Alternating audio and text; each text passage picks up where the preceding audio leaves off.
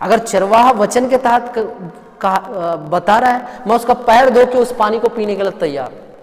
मैं उन पास्टरों को तहे दिल से नमस्कार करता हूं, साष्टांग प्रणाम करना चाहता हूं, जो परमेश्वर के वचन में ना कुछ जोड़ते हैं ना कुछ निकालते हैं, जैसा का वैसा वचन बता। मैं उनको बहुत बहुत धन्यवाद देना चाहता हूं। ये क्या है? परमेश्वर आपको अभिषेक जब मुफ्त में दिया, सामर्थ्य जब मुफ्त में दिया, पवित्र आत्मा जब मुफ्त में दिया, वचन का ज्ञान जब मुफ्त में दिया, हाँ? और आपको चंगाई का वरदान मुफ्त में दिया, वरदानों की कमी आपको नहीं किया, ये सब जब आपको मुफ्त में मिला है, फ्री में मिला है प्रभु की दया से, तो आप उसको फ्री में क्यों यूज नहीं कर रहे हो?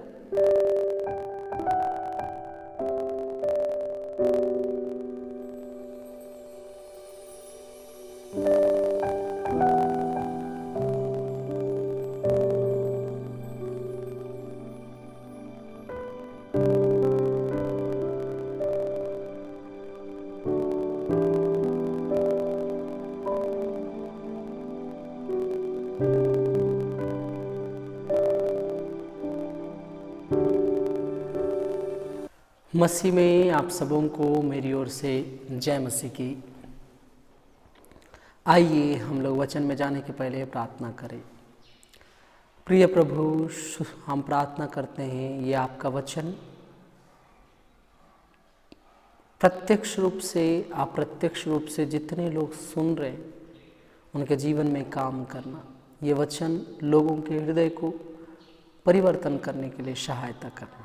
यीशु मसीह के नासरी के नाम से मांगता हूँ पिता, आमीन। आज हम लोग यूहन्ना रचित सुसमाचार उसका 2 अध्याय का 13वां वचन से पढ़ेंगे। यहूदियों का पसा का पर्व निकट था और यीशु यरूशलेम को गया। मेरे प्रिय बहन भाइयों, ये वचन में आप ये जानना बहुत जरूरी है, यहाँ पे एक शब्द यूज किया गया, यहूदियों का पसा का पर्व। एक्चुअल में ये पसा का जो पर्व है, यहूदी लोग मनाते जरूर थे, लेकिन वो यहूदियों का पर्व बोलने का जरूरत नहीं है।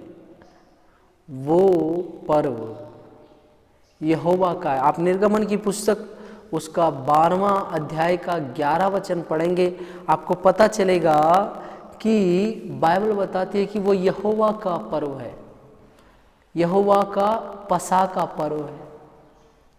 लेकिन इन लोग ऐसा नहीं कर रहे हैं, इन लोग अपना नाम को आगे रख रहे हैं।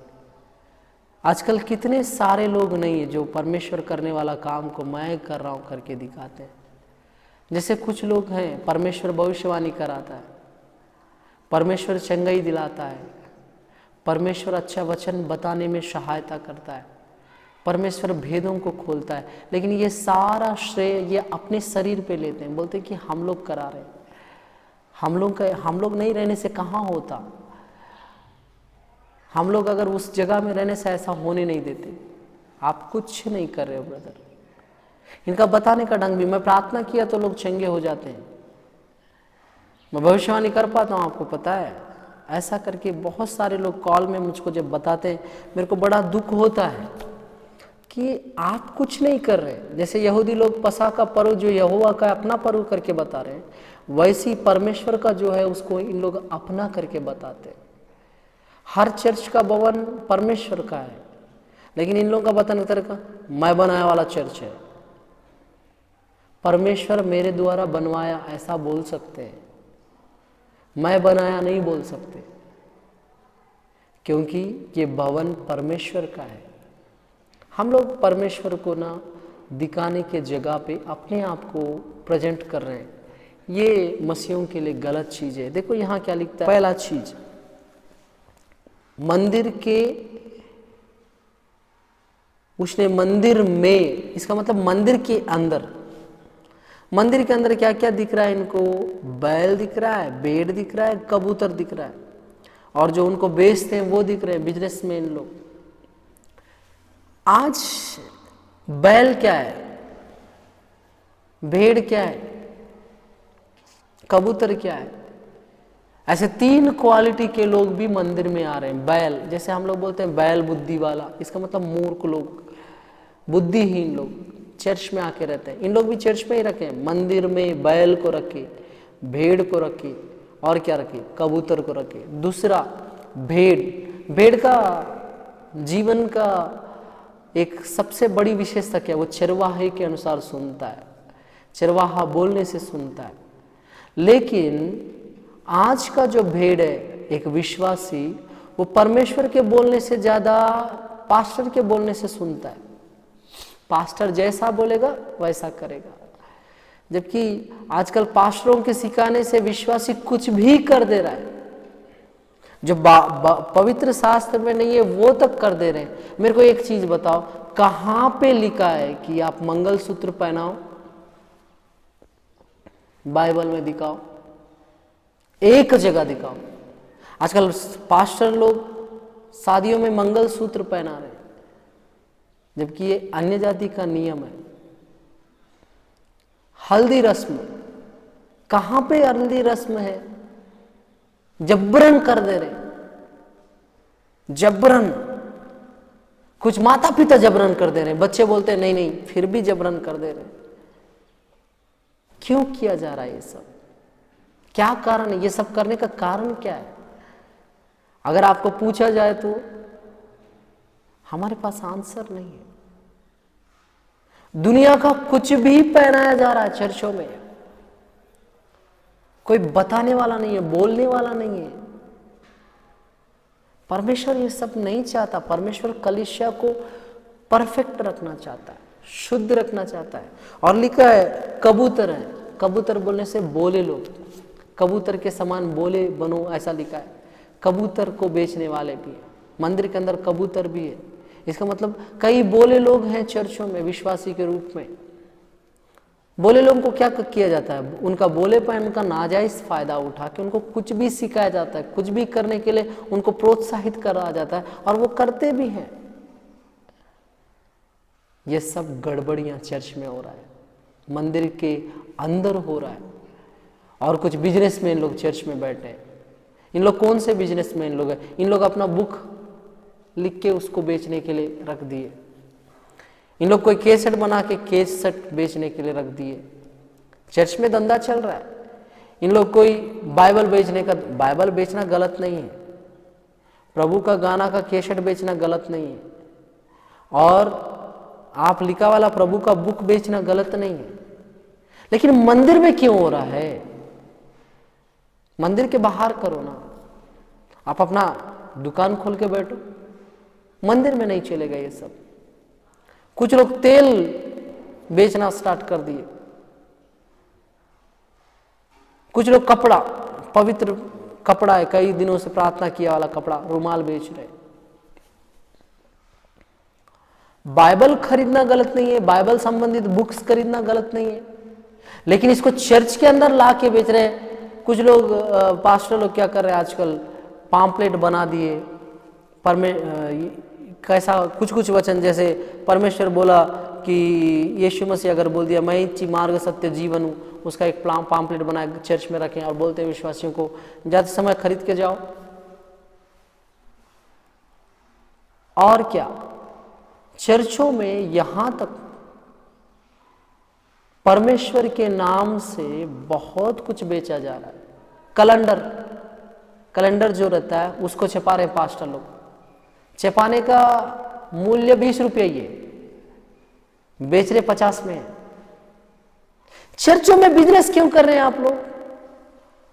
चर्च के अंदर बिजनेस क्यों कर रहे हैं? आपको किसने यह अधिकार दिया बिजनेस चर्च के अंदर करो? कौन बोला है आपको? इसलिए यीशु मसीह क्या किया, रस्सियों का कोड़ा जैसा दिखने वाला रस्सियों का बनाया, उसको बना के बाइबल में लिखता है तब उसने रस्सियों का कोड़ा बनाकर सब भेड़ों और बैलों को मंदिर से निकाल दिया। किसको निकाल रहा है? मंदबुद्धि वालों को। और किसको निकाल रहा है? जो चरवाहे का ही सुनते हैं। गलत नहीं है, चरवाहे का सुनो मेरे बहन भाई, लेकिन वचन को ज्यादा अहमियत दो, वचन के अंदर के बातों को ज्यादा इंपॉर्टेंस दो। वचन क्या कहता है, चरवाहा क्या करता है उससे मेरे को कोई मतलब नहीं। मेरे को मतलब है वचन क्या करता है। अगर चरवाहा वचन के तहत बता रहा है, मैं उसका पैर धो के उस पानी को पीने के लिए तैयार।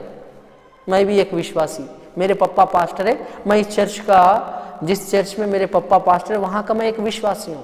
मैं उन पास्टरों को तहे दिल से नमस्कार करता हूं, साष्टांग प्रणाम करना चाहता हूं, जो परमेश्वर के वचन में ना कुछ जोड़ते हैं ना कुछ निकालते हैं, जैसा का वैसा वचन बता। मैं उनको बहुत बहुत धन्यवाद देना चाहता हूं। लेकिन जो कुछ भी गड़बड़ियां कर रहे हैं चर्चों में बैठ के, कुछ भी सिखा रहे हैं, उनसे बोल रहा हूं ये सब मत करो प्रिय ब्रदर, प्रिय बहन, प्लीज मत करो। बैल बुद्धि वाले चर्चों में बैठे रह रहे हैं, कुछ भी बताने से सुन के करने वाले लोग बैठे रह रहे हैं, भोले लोग बैठे रह रहे हैं। ये सब आपके निर्देशों पे चलते हैं, इनको आप गलत शिक्षा मत दीजिए। और लिखता है, और पैसे बिखेर दिए और पीढ़ों को उलट दिया। जो बिजनेसमैन लोग वहां पैसा कलेक्ट करके बैठे थे, उन पैसों को बिखेर दिया। क्यों बिखेर दिया? ये सही कमाई वाला पैसा नहीं है, ये गलत कमाई का पैसा है। ये गलत कमाई का पैसा मेरे भवन में रहना नहीं चाहिए, ये पैसा मेरे भवन में नहीं रहना चाहिए। और क्या कर दिया? जो बैठने वाला चीज था उसको उलट दिया, उसको गिरा दिया, उसको लिखा है ना गिरा दिए, बैठने वाला पीड़ा मन को गिरा दिए। ये बैठने का पीड़ा क्या दिखाता है? ये दिखाता है बहुत सारे उनका पद जिसमें वो बैठे हैं। जो लोग अपने पदों से गिर जा रहे हैं, प्राचीनों के पद से, भविष्यवक्ता के पद से, रेवरेंट के पद से, बिशप के पद से, पास्टर के पद से, विश्वासी के पद से, ये सब गिरने का कारण क्या है? इन लोग गलत तरीके से पैसा कमा रहे हैं। ये गलत तरीके से पैसा कमाने वाले लोगों के कारण इनको दिया वाला पद, ये बैठा वाला स्थान को इनसे छीना जा रहा है, इनको वहां से हटाया जा रहा है, मंदिर के अंदर बैठे वालों को निकाला जा रहा है। ये कहाँ का नियम है? ये सही नियम है। गलत करने वाला कोई मंदिर में रहना नहीं चाहिए। आप कैसा टीचिंग देते हो? दारू पी के आओ, दो शादी करके आओ, हाँ छिड़काव बपतिस्मा लो, हाँ कैसा भी चलेगा। ऐसे वाले चर्च में रहने का जरूरत नहीं है। सही चीज सिखाओ ब्रदर, सही चीज सिखाओ। एक एक चीज, मैं सिद्धांत बनाने नहीं बोल रहा हूं, लोग सिद्धांत बना रहे, सिद्धांत मत बनाओ, जो बाइबल में है उसको मानो। और लिखता है कि और कबूतर बेचने वालों से कहा, इन्हें यहां से ले जाओ, मेरे पिता के घर को व्यापार का घर मत बनाओ। यही मैं पूछना चाहता हूं, कितने लोग हैं कलीसिया को व्यापार का घर बना रहे हैं? मेरे पिता के भवन को व्यापार का घर मत बनाओ। यीशु मसीह इस जगह में बहुत गुस्सा किया, कोड़े बना के, अब पता नहीं बैलों को मारा, भेड़ों को मारा या इंसान को मारा, मेरे को तो डिक्लेयर पता नहीं है, लेकिन कोड़ा बनाना पड़ा। क्यों इतना गुस्सा कर रहे हैं यीशु मसीह? क्योंकि यीशु मसीह नहीं चाहता कि उनके पिता का भवन व्यापार का घर बने। तो आप और मैं क्या करना है? इस भवन को पवित्र बनाए रखना है। इस भवन को व्यापार का घर नहीं बनाना है। चर्च में किसी प्रकार का बिजनेस नहीं करना है। मैं कोई धन्यवादी सभा के विषय में सुन रहा था, मेरे को थोड़ा अजीब लगा, बहुत अजीब लगा कि कोई व्यक्ति चर्च में गुलाब का फूल लाया और उसका बोली लग रहा है। कहाँ पे? चर्च में। कोई लौकी लाया, प्रथम फल, उसका बोली लग रहा है चर्च में। ये क्या बना के रखे हो भाई चर्च को? वो चर्च है कि आपका बिजनेस का स्थान? कहां पे लिखा है भाई बोली लगा के खरीदो करके? आज हम लोग सब पुराना नियम नया नियम को, दोनों में हम लोग नया नियम को मानने वाले हैं। ठीक है, नया नियम को मानने वाले, पुराना नियम से ही नया नियम निकला है। दोनों नियमों को आप मान रहे हो, आप नहीं जान रहे हो। लेकिन कहां पे लिखा है बाइबल में? मूसा को और उसके लोगों को जब आज्ञा दिया गया तब भी भेड़ों के लिए और मनुष्यों के लिए जो भी पीस लेना है वो मंदिर के बाहर लिखा है। हम लोग काहे चर्च में ये सब कर रहे हैं? धन्यवादी के नाम से हम लोग काहे ऐसा चीज कर रहे हैं जो जरूरत नहीं है?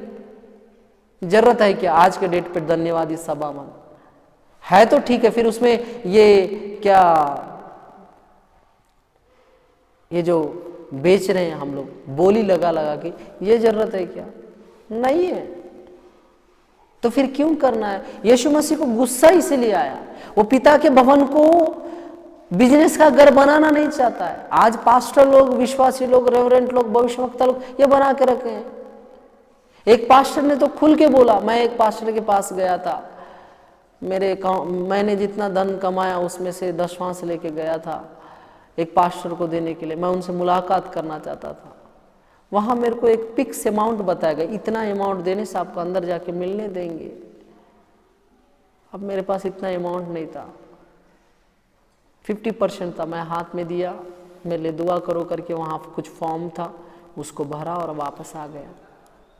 एक बार मिलने के लिए 10,000, 20,000, क्या भैया क्यों ऐसा कर रहे हो आप परमेश्वर के भक्ति को गलत वे में ले रहे हो, धन कमाने का साधन बना ले रहे हो। ये क्या है? परमेश्वर आपको अभिषेक जब मुफ्त में दिया, सामर्थ्य जब मुफ्त में दिया, पवित्र आत्मा जब मुफ्त में दिया, वचन का ज्ञान जब मुफ्त में दिया, हाँ? और आपको चंगाई का वरदान मुफ्त में दिया, वरदानों की कमी आपको नहीं किया, ये सब जब आपको मुफ्त में मिला है, फ्री में मिला है प्रभु की दया से, तो आप उसको फ्री में क्यों यूज नहीं कर रहे हो? अगर मैं वचन बताने कहीं जा रहा हूं, मेरे को बुला रहे हैं, तो क्या मैं वहां से पैसा लेना है क्या? अगर वो आगे वाले मेरे को अपनी इच्छा से 2 किराया देते हैं तो उससे ज्यादा मेरे को कुछ नहीं चाहिए। अगर 1 किराया देते हैं तो भी ठीक, नहीं देते हैं और अच्छी बात है। वो प्रभु का वचन सुनने के लिए बुला रहे हैं ना कि मेरे को वहां जाके धन कमाने का जरिया ढूंढना है। नहीं, ऐसा बिल्कुल नहीं है। और लास्ट में लिखता है, तब उसके चेलों को स्मरण आया कि लिखा है, मेरा घर की धुन मुझे खा जाती है।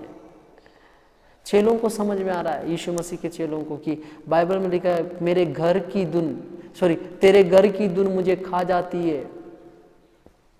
भजन संहिता में लिखा है 69 का 9 में भजनकार लिखता है कि तेरा घर का धुन मीन्स तेरे घर का जो विषय है, तेरा घर का जो काम है परमेश्वर, तेरा मंदिर, तेरा घर मीन्स मंदिर, तेरे मंदिर में रहने का, तेरे मंदिर में जाने का, तेरे मंदिर के लिए कुछ करने का, ये धुन जो है, वो जुनून जो है मेरे को खा रहा है अंदर ही अंदर। मैं उसमें बेचैन हो रहा हूं। लोग अपना बिजनेस को लेकर बेचैन है, लोग अपना जिंदगी को लेकर बेचैन है। परमेश्वर के लिए कौन बेचैन है? कोई नहीं है। क्यों नहीं है? क्योंकि उनको परमेश्वर से कोई फर्क ही नहीं पड़ता है। परमेश्वर का भवन को ही उन लोग बिजनेस का हड्डा बना लिए। उनको क्या फर्क पड़ता है? ये कहाँ का नियम है? इसलिए यीशु मसीह रियल का कोड़ा नहीं है, वो रस्सियों का कोड़ा है।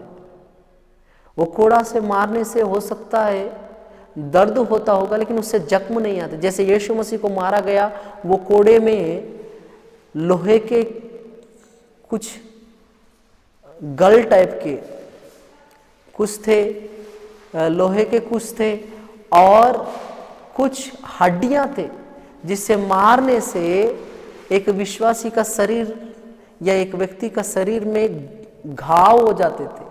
यीशु मसीह अगर मारने पर भी हो सकता है वो लगता होगा, दिखता होगा, लेकिन वो खून निकालने वाला चीज नहीं है। आपके लिए यीशु मसीह कोड़े का खून निकलने वाला चीज मन को अपने शरीर पे सहा है कि आप फ्यूचर में जाके उसके भवन को धंधा का हड्डा बना ले,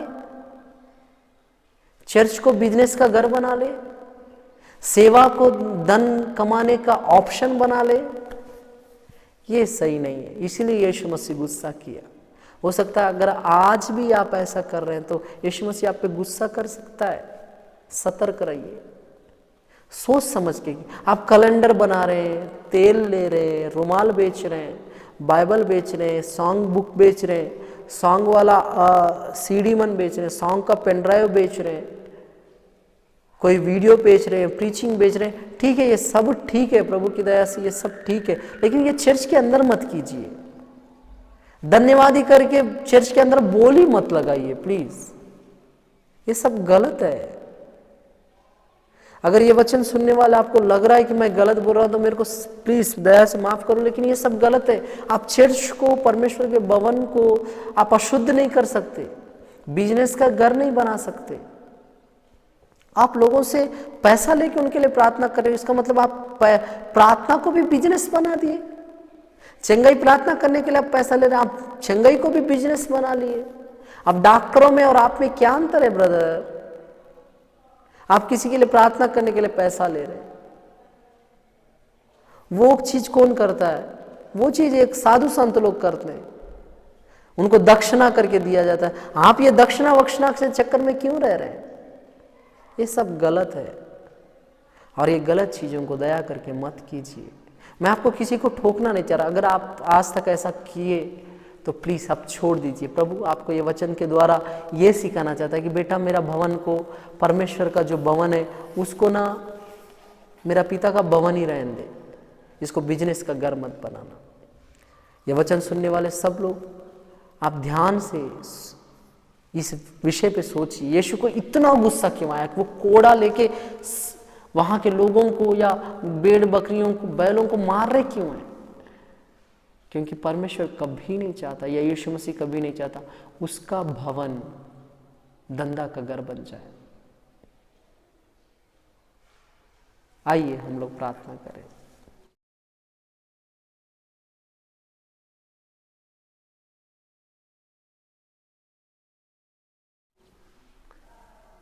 प्रिय प्रभु, फिर से एक बार दुआ करता हूँ ये वचन सुनने वाले आपके बेटे बेटियों के लिए, ये वचन के खोज में रहने वाले सारे आपके बच्चों के लिए, ये वचन उनके जीवनों को बदलने के लिए सहायता करना, उनका बिजनेसों को बदलने के लिए सहायता करना। यीशु के नाम से मांगता हूँ पिता, आमीन आमीन आमीन। आप सबों को जय मसीह की। आप मेरे YouTube चैनल को सब्सक्राइब करें, बेल आइकन दबाएं, इंस्टाग्राम और फेसबुक में मुझे फॉलो करें। जय मसीह की।